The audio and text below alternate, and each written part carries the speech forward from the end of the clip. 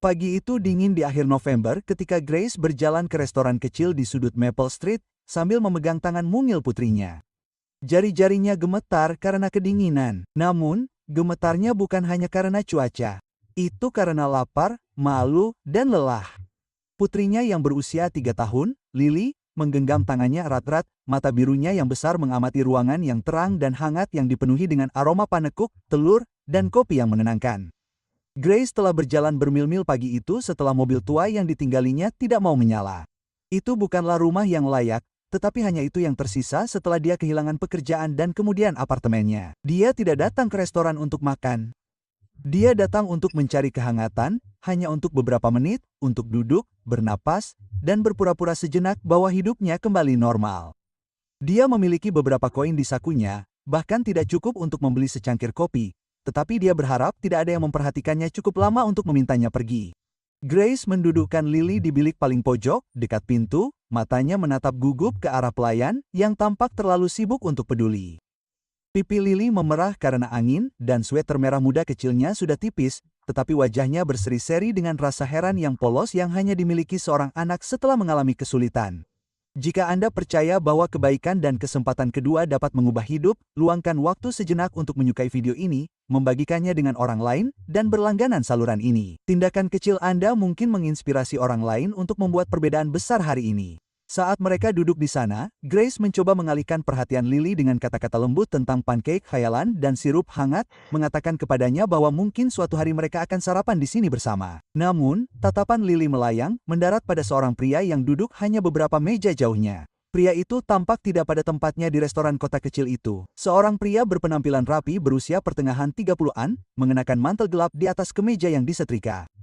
Namanya Daniel Hart, dan meskipun hidupnya tampak sempurna dari luar, di dalam dia diam-diam hancur. Setahun yang lalu, istrinya meninggal dalam kecelakaan mobil, meninggalkannya sendirian dan hampa. Dia tidak tidur dengan nyenyak sejak malam itu, dan hampir setiap pagi dia datang ke restoran ini bukan untuk makan, tetapi karena kesunyian di rumahnya terlalu bising. Daniel baru menyadari mereka ketika mata biru lembut Lily bertemu dengannya. Dia tidak tersenyum.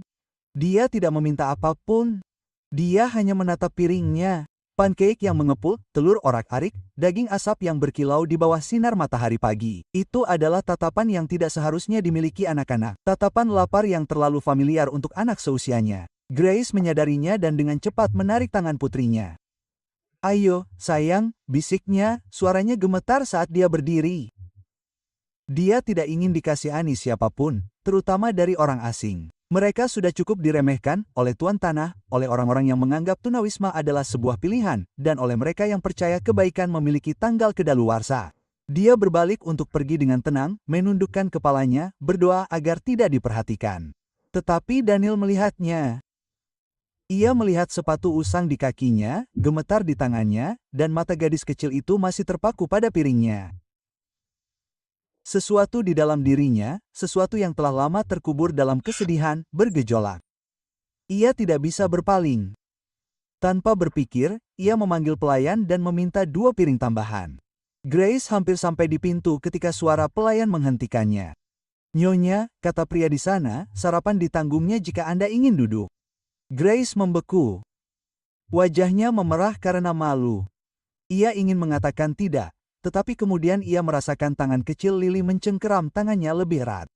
Merasakan tubuh putrinya menggigil. Perlahan, ia berbalik. Daniel tersenyum tipis dan hangat. Bukan senyum yang menuntut balasan, tetapi senyum yang mengatakan, tidak apa-apa. Mereka duduk. Mata Lily membelalak saat pelayan meletakkan sepiring panekuk di depannya. Aromanya saja sudah membuatnya terkikik pelan, dan suara itu, seperti musik yang sudah lama tidak didengar Daniel. Grace membisikkan ucapan terima kasih pelan, suaranya setengah serak.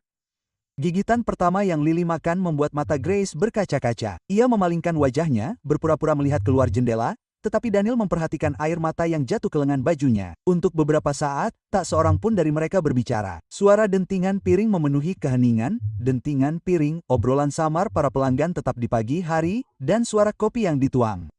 Saat Lily makan, Daniel memperhatikannya dengan sedikit rasa sakit di hatinya. Lily mengingatkannya pada mendiang istrinya, Emma. Caranya selalu memberi makan kucing-kucing liar di luar pintu mereka. Caranya percaya bahwa setiap orang berhak mendapatkan kebaikan, apapun yang terjadi. Daniel dulu mengatakan padanya bahwa dia terlalu lembut untuk dunia ini. Sekarang dia menyadari mungkin dunia membutuhkan lebih banyak orang seperti dia. Ketika sarapan selesai, Grace mencoba bersikeras untuk membayar, sambil meraba-raba beberapa koin di sakunya. Daniel menggelengkan kepalanya dengan lembut. "Sudah beres," katanya. Nada suaranya tenang, tetapi tegas, tidak mengasihani. Grace menunduk, malu, tetapi bersyukur. Saat mengambil mantel Lily, Daniel memperhatikan mobil tua yang terparkir di luar. Sekilas, ia bisa tahu bahwa mobil itu sudah lama tidak berjalan. Tanpa ragu, ia mengikuti mereka keluar, menawarkan bantuan. Awalnya Grace menolak, tetapi ketika mobil tidak mau menyala setelah beberapa kali mencoba, ia pun mengalah. Daniel menyingsingkan lengan bajunya dan bekerja tanpa suara, tangannya mantap, wajahnya tenang. Ketika mesin akhirnya hidup, Lily menepuk tangan mungilnya sambil memekik kegirangan. Senyum Grace, yang rapuh dan langka, muncul untuk pertama kalinya. Itu bukan senyum yang menenangkan, itu adalah senyum yang tidak percaya, jenis senyum yang ditunjukkan orang-orang ketika mereka tidak dapat mengingat kapan terakhir kali seseorang peduli. Ia mengucapkan terima kasih dengan tenang. Daniel menyerahkan catatan kecil yang terlipat sebelum melangkah mundur. Kalau kau butuh sesuatu," katanya. Catatan itu berisi nomor telepon dan alamatnya. Grace ragu-ragu sebelum mengambilnya, tidak yakin apakah dia akan menggunakannya. Namun malam itu, saat hujan mengguyur mobil tempat mereka tidur, dia membukanya lagi, jari-jarinya gemetar. Dia tidak yakin apa yang membuatnya melakukannya, putus asa, keyakinan, atau kenangan pagi itu, tetapi dia menelepon. Daniel langsung menjawab. Dalam waktu 1 jam, dia sudah ada di sana, berdiri di luar mobil dengan payung besar dan 2 kantong kertas berisi makanan. Dia tidak bertanya, dia tidak menguliahi, dia hanya membuka pintu penumpang dan berkata dengan lembut, "Kalian berdua seharusnya tidak berada di sini malam ini." Malam itu, ia membawa mereka ke sebuah wisma kecil yang dimilikinya di belakang rumah pertanian mendiang orang tuanya. Wisma itu bersih, hangat, dan dipenuhi dengan aroma samar roti segar. Grace menangis tanpa suara setelah Lily tertidur di tempat tidur sungguhan untuk pertama kalinya dalam beberapa minggu. Daniel berdiri di luar pintu, mendengarkan irama lembut napas damai seorang anak. Suara yang belum pernah ia dengar sejak Emma meninggal. Sesuatu dalam dirinya sembuh malam itu. Hari-hari berganti minggu. Grace menemukan cara-cara kecil untuk membalas kebaikannya. Membantu di sekitar rumah pertanian, mencuci piring, membersihkan teras. Daniel tidak pernah memintanya. Namun setiap pagi ia menemukan kopi segar menunggunya dan gambar Lily yang ditempel di lemari es. Gambar tongkat Tuan Daniel yang memegang tangannya. Seiring waktu, rasa sakit mereka menjadi jembatan di antara mereka. Daniel mengetahui bagaimana Grace kehilangan pekerjaannya setelah perusahaan tutup, bagaimana ia tidak memiliki keluarga lagi, dan bagaimana ia berusaha menjaga harapan putrinya tetap hidup ketika ia sendiri tidak memiliki keluarga lagi. Grace mengetahui bahwa ketenangan Daniel berasal dari kesedihan, bukan kesombongan, dan bahwa di balik senyumnya yang sopan terdapat hati yang masih belajar untuk berdetak lagi. Musim dingin berganti menjadi musim semi, dan dunia di sekitar mereka melembut. Lily mulai memanggil Daniel dengan sebutan Paman Dan. Terkadang saat tertidur di teras, Grace memergoki Daniel menatapnya dengan kehangatan lembut yang sama seperti yang pernah ia miliki untuk mendiang istrinya. Tak satu pun dari mereka membicarakannya, tetapi keduanya merasakannya. Beberapa bulan kemudian, Grace mendapatkan pekerjaan baru di kafetaria sekolah dasar terdekat, dan Daniel membantunya memperbaiki mobilnya untuk selamanya. Ia mulai percaya lagi, bukan hanya pada kehidupan, tetapi juga pada gagasan bahwa orang baik masih ada. Suatu malam, saat matahari terbenam di balik perbukitan, Daniel pulang ke rumah dan mendapati Grace dan Lily sedang memanggang kue di dapur. Lily mendongak dengan senyum lebar dan berkata, "Tuan Daniel." Ibu berkata, "Kami akan tinggal di sini selamanya." Grace terdiam sesaat, malu, tetapi Daniel hanya tersenyum. Ia menatap mereka berdua, wanita yang telah mengajarinya untuk hidup kembali, dan anak yang tanpa sadar telah menyembuhkan hatinya, dan berkata dengan lembut, "Aku suka itu." Malam itu, mereka makan malam bersama di restoran yang sama, tempat semuanya bermula. Bilik yang sama, lampu hangat yang sama.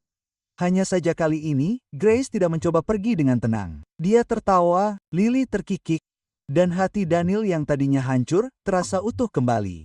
Jika kisah ini menyentuh hatimu, silakan like, share, dan subscribe channel ini. Biarkan kisah ini mengingatkanmu bahwa kebaikan tidak membutuhkan biaya apapun, tetapi bisa berarti segalanya. Permintaan khusus, tulis di komentar di bawah.